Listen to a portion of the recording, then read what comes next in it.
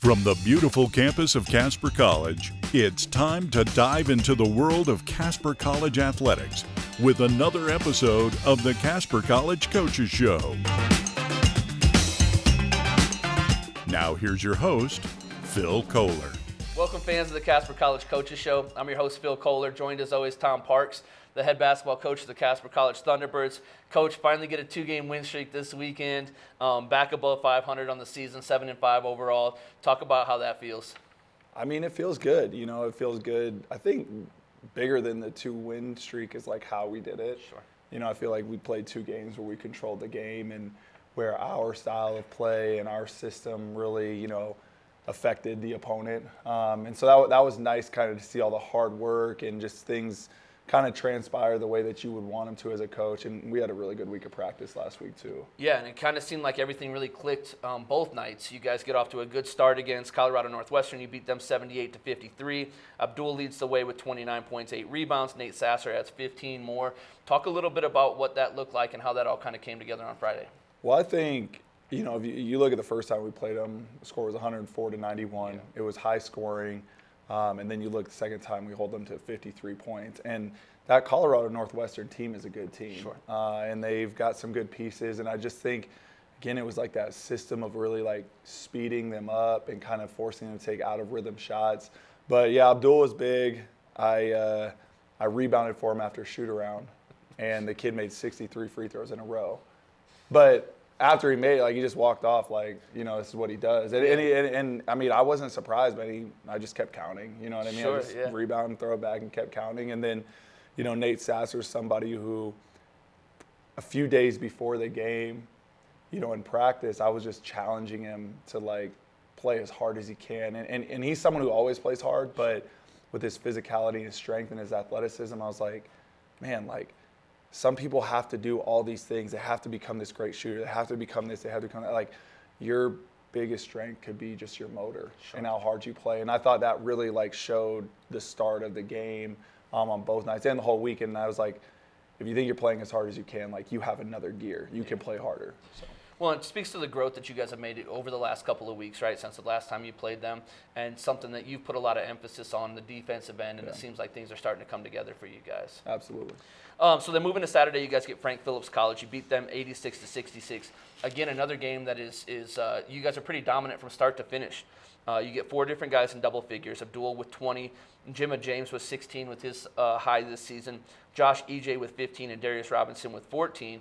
First time this season that you guys get an opportunity to make more free throws than your opponent's attempt. You guys were extremely aggressive on the offensive end. Talk a little bit about what Saturday was like. Yeah, I mean, it was nice to kind of put back-to-back games together. Frank Phillips is a program that's had a little turmoil in terms of a coach resigning early in the year and a bunch of players leaving shortly after that. And, they're a tough team. They just don't have a lot of depth, and we knew that kind of going into it. We knew we were playing on their 3rd game in 4 days.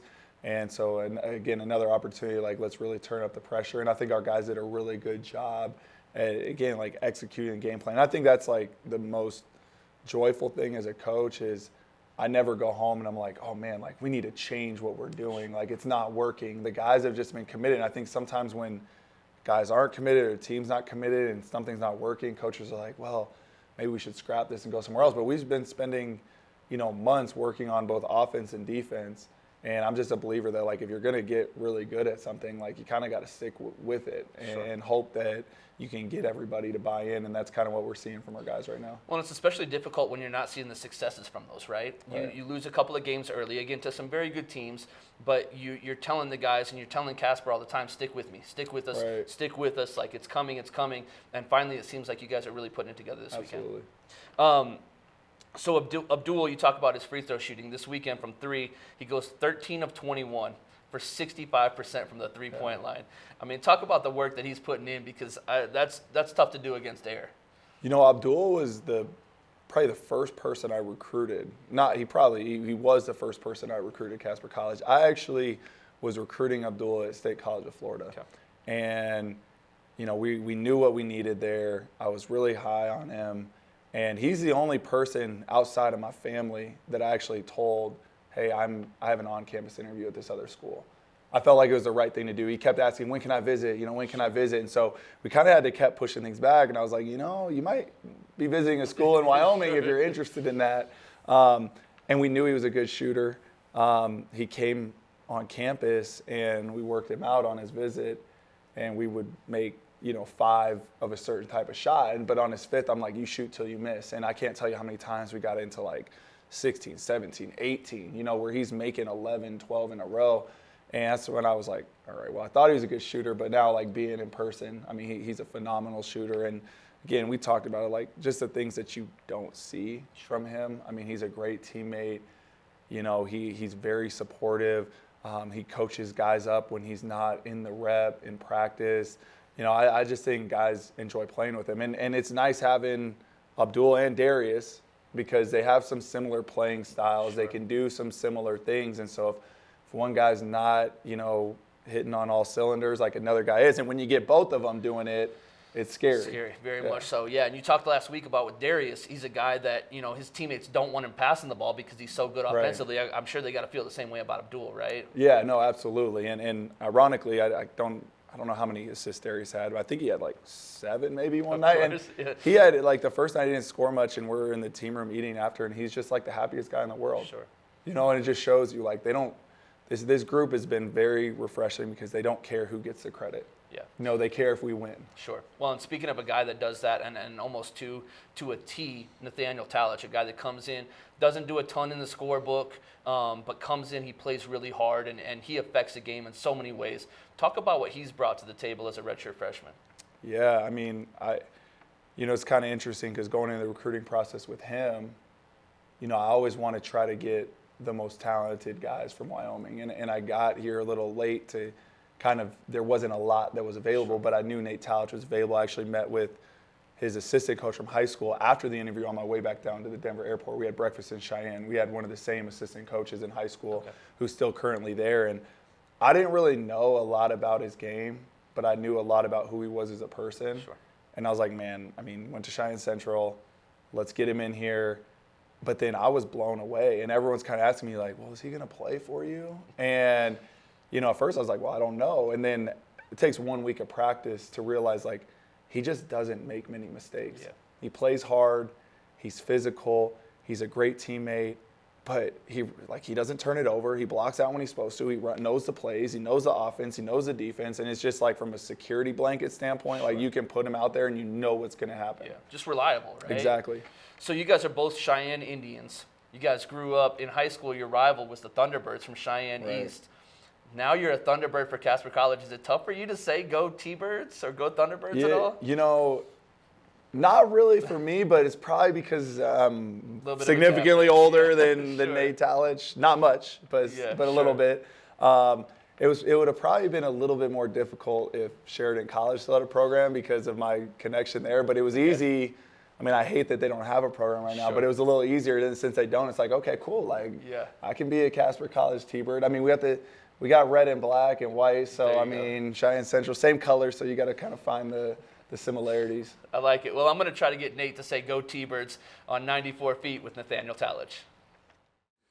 This is 94 feet with Nathaniel Talich. Nate, you ready to go? I'm ready to go.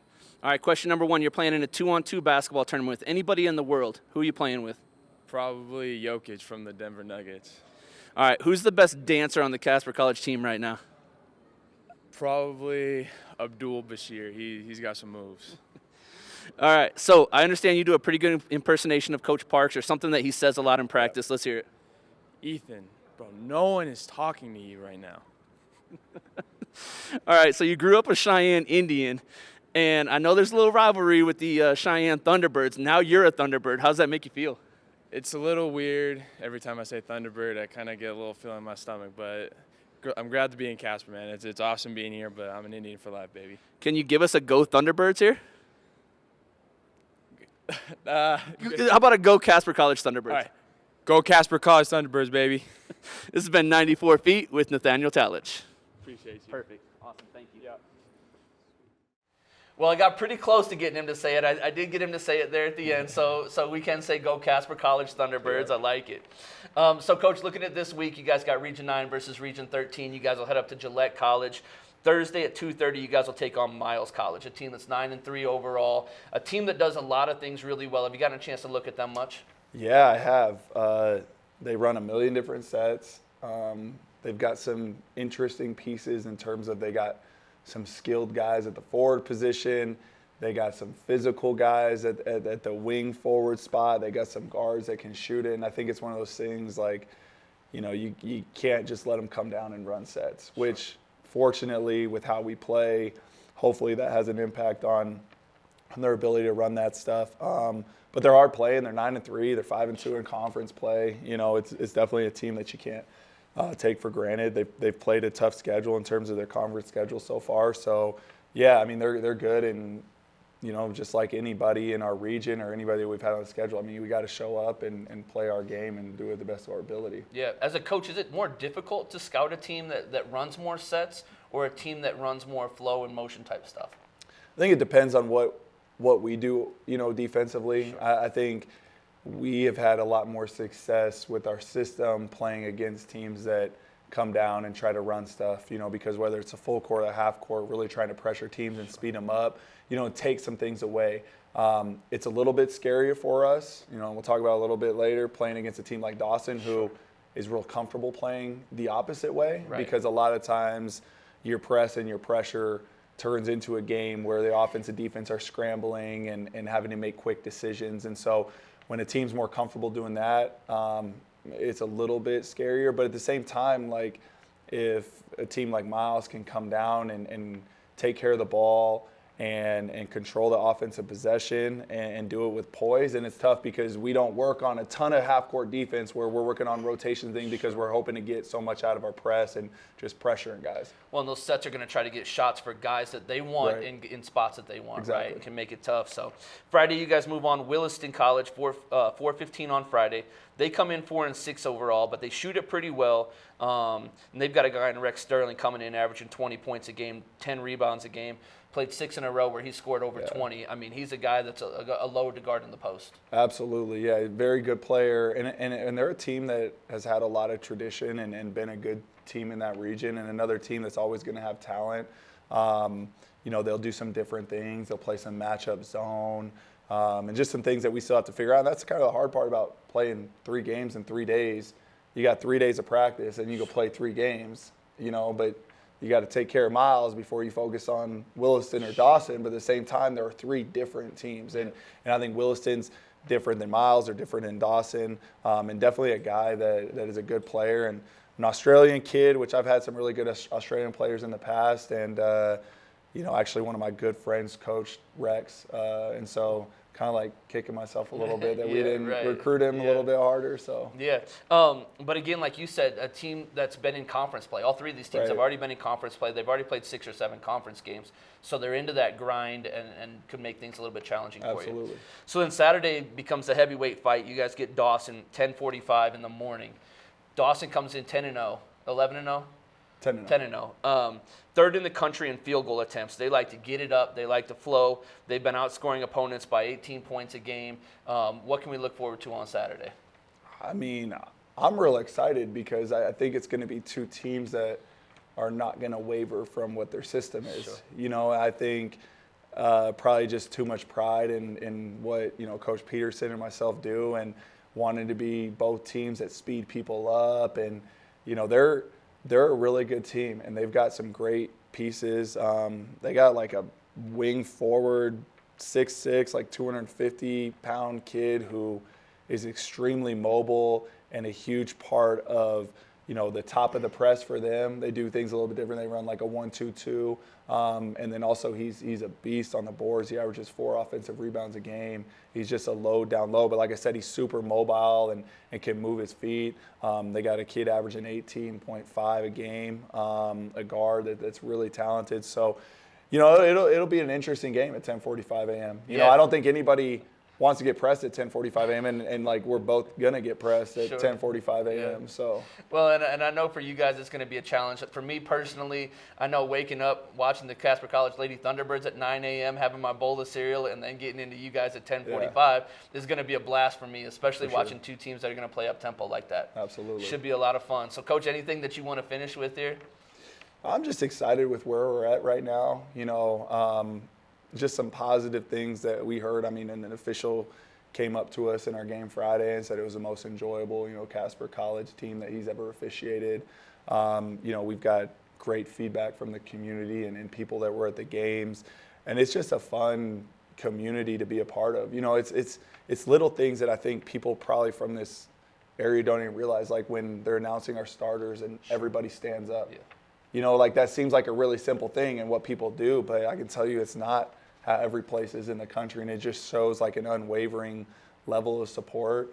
And we're just trying to finish, these 3 games strong so that, it seems like forever we'll be back here. But, we want to kind of keep this momentum going, and so that when we start conference play, at home in January, we can get a full house and kind of, do what we came here to do and try to win a North Sub-Region championship. Yeah, well, and just continuing to move in the right direction, Right. right? I mean, that's, again, something that you and I have talked about quite a bit, and how pieces are starting to come together. And, Right. and finally this weekend, it does seem like everything really comes together. Hopefully keep that momentum going into Christmas break and then coming back for conference play in January. Absolutely. So, well, Coach, good luck this weekend. One more time, Thursday, 2:30 against Miles. Friday, 4:15 against Williston, and then Saturday, 10:45 against Dawson. Best of luck to you, Coach. Appreciate it. Fans, remember, always shoot for the stars, because even if you miss, there's always a chance for an offensive rebound. Thanks for joining us.